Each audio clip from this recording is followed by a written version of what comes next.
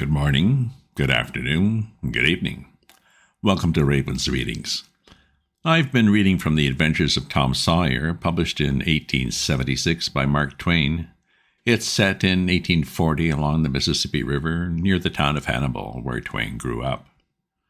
I do readings twice a week, Tuesdays and Fridays, and we've only got 2 weeks left of this story.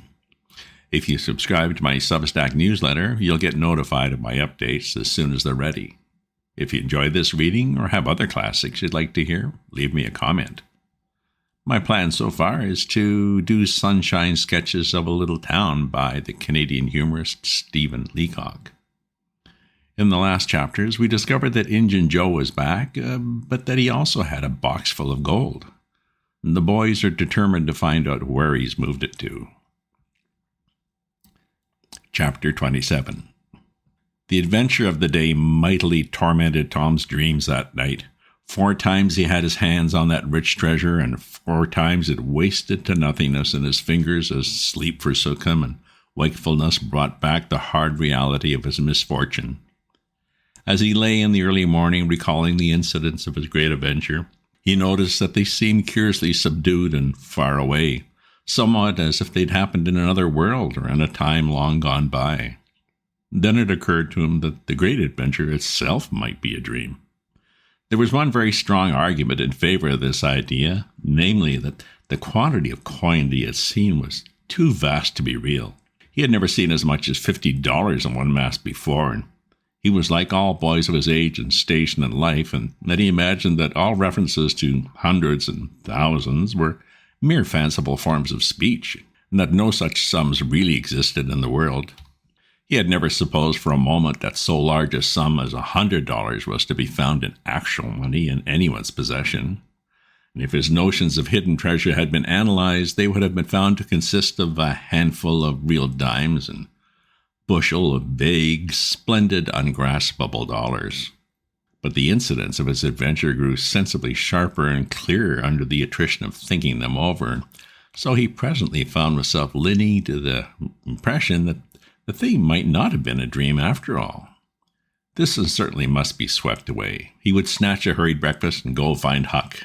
Huck was sitting on the gunwale of a flatboat, listlessly dangling his feet in the water and looking very melancholy. Tom concluded to let Huck lead up to the subject. If he did not do it, then the adventure would have proved to be only a dream. "Hello, Huck." "Hello yourself." Silence for a minute. "Tom, if we'd have left the blamed tools at the dead tree, we'd have got all the money. Oh, ain't it awful?" "Oh, 'tain't a dream, then. 'Tain't a dream. Oh, somehow I most wished it was. Dogged if I don't, Huck." "What ain't a dream?" "Oh, that thing yesterday. I've been half thinking it was." "Dream?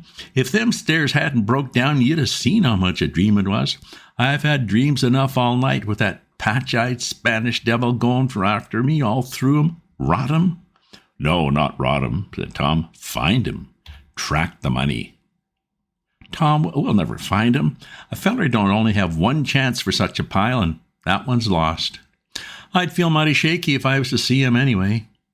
"Well, so would I, but I'd like to see him anyway and track him out to his number 2. Number 2? Yeah, that was it. I've been thinking about that, but I can't make nothing out of it. What do you reckon it is?" "I don't know. It's too deep. Say, Huck, maybe it's the number of a house." "Goody. Oh, no, Tom, that ain't it. If it is, it ain't in this one-horse town. They ain't no numbers here." "Oh, that's so. Let me think a minute. Here, it's the number of a room in a tavern, you know." "Oh, that's the trick. There ain't only 2 taverns, but we can find out quick." "You stay here, Huck, till I come back." Tom was off at once. He did not care to have Huck's company in public places. He was gone half an hour. He found that in the best tavern, number 2 had long been occupied by a young lawyer and was still so occupied. In the less ostentatious house, number 2 was a mystery.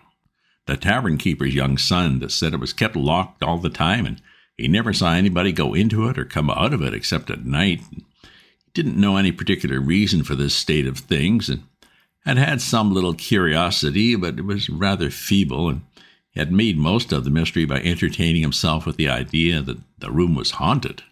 He had noticed there was a light in there the night before. That's what I found out, Huck. I reckon that's the very number 2 we're after. Well, I reckon it is, Tom. Well, now what are you going to do? Well, let me think. Tom thought a long time, and then he said, the back door of that number 2 is the door that comes out into that little close alley between the tavern and the old rattle trap of a brick store. Now, you get hold of all the door keys you can find, and I'll nip all of the antes, and the first dark night we'll go there and try 'em. And mind you, keep a lookout for Injun Joe, because he said he was going to drop into town and spy around once more for a chance to get his revenge. If you see him, you just follow him. If you don't go to that number 2, well, that ain't the place. Oh, Lordy, I don't want to follow him by myself. Why, it'll be night, sure. He mightn't ever see you. And if he did, maybe he'd never think anything. Well, if it's pretty dark, I reckon I'll track him. Well, I don't know. I'll try. Oh, you bet I'd follow him if it was dark, Huck. Why, you might have found out he couldn't get his revenge and be going right after that money. Oh, it's so, Tom. It is so. I'll follow him. I will, by jingoes. Now you're talking. Don't you ever weaken, Huck, and I won't. End of chapter. Chapter 28. That night, Tom and Huck were ready for their adventure. They hung about the neighborhood of the tavern until after 9, one watching the alley at a distance and the other at the tavern door. Nobody entered the alley or left it. Nobody resembling the Spaniard entered or left the tavern door. The night promised to be a fair one, so Tom went home with the understanding that if a considerable degree of darkness came on, Huck was to come and meow, whereupon he would slip out and try the keys. But the night remained clear, and Huck closed off his watch and retired to bed in an empty sugar hogshead at about 12. Tuesday, the boys had the same ill luck, also Wednesday. But Thursday night promised better.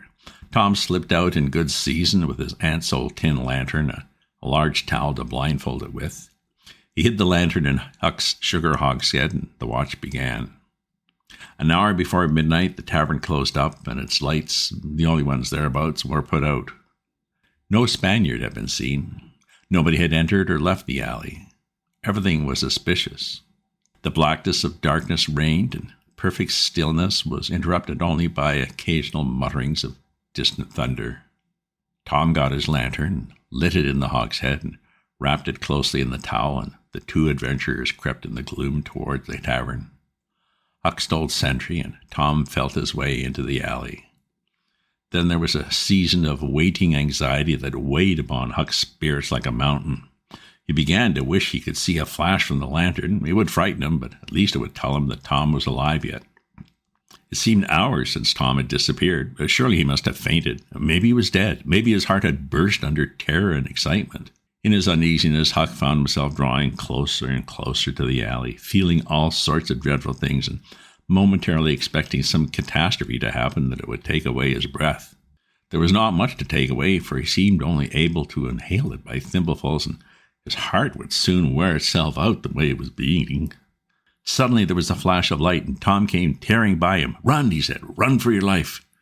He needn't have repeated it once was enough. Tom was making 30 or 40 miles an hour before the repetition was uttered. The boys never stopped till they reached the shelter of a deserted slaughterhouse at the lower end of the village. Just as they got within its shelter, the storm burst and the rain poured down. As soon as Tom got his breath, he said, "Oh, Huck, it was awful. I tried 2 of the keys, just as soft as I could. They seemed to make such a power of racket that I could hardly get my breath. I was so scared. They wouldn't turn the lock either. Well, without noticing what I was doing, I took hold of the knob, and open comes the door. It weren't locked. I hopped in and shook off the towel, and great Caesar's ghost." What did you see, Tom?" "Huck, I almost stepped onto Injun Joe's hand." "No." "Yes, he was lying there, sound asleep on the floor with his old patch on his eye and his arms spread out." "Lordy, what'd you do? Did he wake up?" "No, never budged. Drunk, I reckon. I just grabbed that towel and started off." "I'd never thought of the towel, I bet." "Well, I would. My aunt would be mighty sick if I lost it." "Say, Tom, did you see that box?" "Huck, I didn't wait to look around. I didn't see the box. I didn't see the cross. I didn't see anything but a bottle and a tin cup on the floor by Injun Joe. And, well, yes, I saw 2 barrels and lots more bottles in the room. Don't you see now what's the matter with that haunted room?" "How?" Why, it's haunted with whiskey. Maybe all the temperance taverns have got a haunted room, hey, Huck? Well, I reckon maybe that's so. Who'd have thought such a thing? But say, Tom, now's a mighty good time to get that box, if Injun Joe's drunk. Oh, it is that. You tried. Huck shuddered. Well, no, I reckon not. And I reckon not, Huck. Only one bottle alongside of Injun Joe ain't enough. If there'd been 3, he'd have drunk enough, and I'd do it then. There was a long pause for reflection, and then Tom said, Looky here, Huck. Let's not try that thing any more till we know Injun Joe's not in there. It's too scary. Now, if we watch every night, we'll be dead sure to see him go out sometime or other, and then we'll snatch that box quicker than lightning. Well, I'm agreed. I'll watch the whole night long, and I'll do it every night, too, if you do the other part of the job. All right, I will. All you got to do is to trot up Hooper Street a block and meow, and if I'm asleep, you throw some gravel at the window, and that'll fetch me. Oh, agreed. Good as wheat. Now, Huck, the storm's over, and I'll go home. It'll begin to be daylight in a couple hours. You go back and watch that long, will you? Well, I said I would, Tom, and I will. I'll haunt that tavern every night for a year. I'll sleep all day, and I'll stand watch all night. That's all right. Where are you going to sleep? In bed Roger's hayloft. He lets me in. So does his pap's nigger man, Uncle Jake. I tote water for Uncle Jake whenever he wants me to, and any time I ask him, he gives me a little something to eat if he can spare it. It's a mighty good nigger, Tom. He likes me because I don't ever act as if I was above him. Sometimes I've set right down and eat with him. But you needn't tell that. A body's got to do things when he's awfully hungry he wouldn't want to do as a steady thing. Well, if I don't want you in the daytime, I'll let you sleep. I won't come bothering around. Anytime you see something's up in the night, just skip right around and meow. End of chapter. Well, this seems like an ambitious plan. Will it be that easy, though? Just wait for Joe to go out and then sneak in and grab the money? Remember to let me know what your preferences are for readings. If you subscribe to my newsletter, you'll get notified of my updates as soon as they're ready. If you enjoy this reading or have other classics you'd like to hear, leave me a comment. Check out my other posts on my Substack at ravensu.substack.com, and remember to share this with your friends. Ta-ta for now.